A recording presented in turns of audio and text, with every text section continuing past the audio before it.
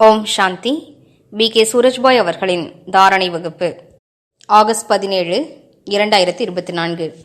சங்கம யுகத்தில் சுயம் பகவான் நம் அனைவருக்கும் தனது அனைத்து பொக்கிஷங்களையும் வழங்க வந்திருக்கிறார். யார் அவரிடமிருந்து அனைத்தையும் பெற்றுக்கொள்கிறார்களோ அவர்கள் புத்திசாலிகள் மற்றும் அதிர்ஷ்டசாலிகளாவார்கள்.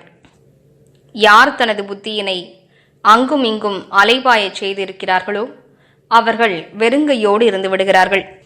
சிந்தனை செய்வோம். பகவான் அதிர்ஷ்டத்தை பகிர்ந்தளிக்க வந்திருக்கிறார். பரம சுகத்தை வழங்க வந்திருக்கிறார். அமைதியின் சக்தியினை நிரப்ப வந்திருக்கிறார். வரங்களை வழங்கிக் கொண்டிருக்கிறார். இப்படிப்பட்ட தருணத்தில் நாம் எங்கே இருக்கிறோம்? அவரிடமிருந்து நாம் முகத்தை திருப்பிக் கொள்ளவில்லை தானே? ஜென்ம ஜென்மங்களாக பிரபுவே வாருங்கள் என்று அழைத்து வந்தோம்.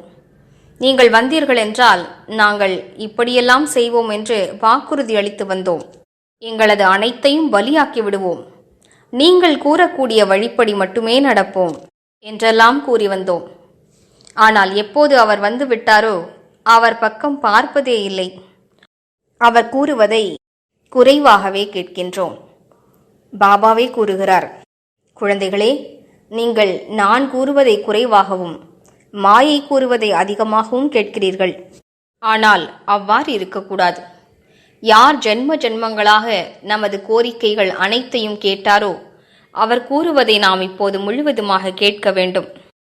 இப்போது அவர் கூறுவதை நாம் கேட்போமானால் மீண்டும் அவர் ஜென்ம ஜென்மங்களுக்கு நமது கோரிக்கைகளை கேட்டு நிறைவேற்றுவார்.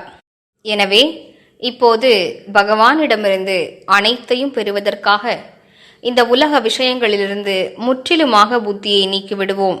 இவ்வுலகில் 2 விஷயங்கள் தான் இருக்கின்றன. ஒன்று மனிதர்கள், மற்றொன்று வசதிகள்.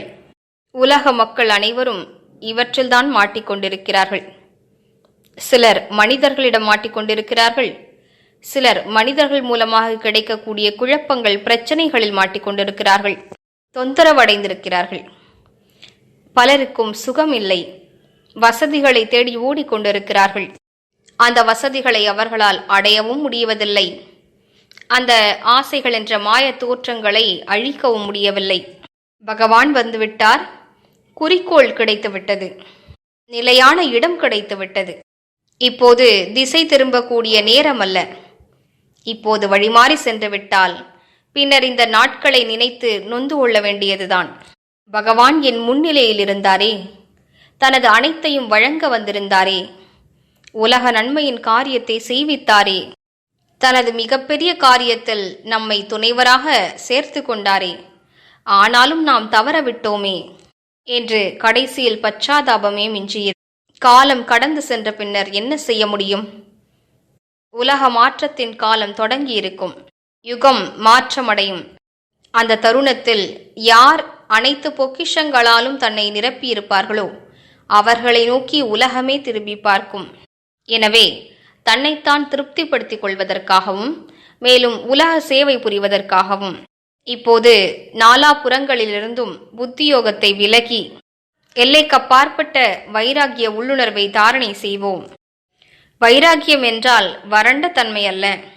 வைராகியம் என்றாலே மனம் புத்தியை அங்கும் இங்கும் அலைபாய விடாமல் தந்தையிடம் நிலைக்கச் செய்வதாகும். தேகதாரிகள் மீது, செல்வம், சொத்து ஆகியவை மீது, பதவி, பொசிஷன் ஆகியவற்றின் மீது, பெயர், புகழ், மரியாதை ஆகியவற்றின் மீது இருக்கக்கூடிய கவர்ச்சியிலிருந்து விலகி விடுவது. இதுவே முழுவதுமாக பிச்சைக்காரராவதாகும். அனைத்தையும் ஒருவருக்காக ஸ்வாகா செய்து விடுவதாகும். முழுமையான கவர்ச்சி ஒருவர் மீதுதான். அனைத்து பலன்களையும் அந்த ஒருவரிடமிருந்தே பெற்றுக்கொள்ள வேண்டும். இந்த பாதையானது சிலருக்கு கடினமாக தோன்றினாலும் இதனை நன்றாக அனுபவம் செய்ய வேண்டும். முயற்சி செய்து சுலபமாக்கிக் கொள்ள வேண்டும் என்று நினைவு செய்வோம். இந்த உலக நாடகத்தின் விளையாட்டு முடிவடைகிறது. 84 பிறவிகள் எடுத்து நாம் மிக அழகான பார்ட் பிளே செய்தோம். நாம் ஹீரோ நடிகர்களாவோம். இப்போது அனைத்தையும் விட்டுவிட்டு மேலும் பாபாவிடமிருந்து அனைத்தையும் பெற்றுக்கொண்டு வீட்டிற்கு திரும்பிச் செல்ல வேண்டும். ஆத்மா மேலே பறந்து செல்வதை பார்ப்போம்.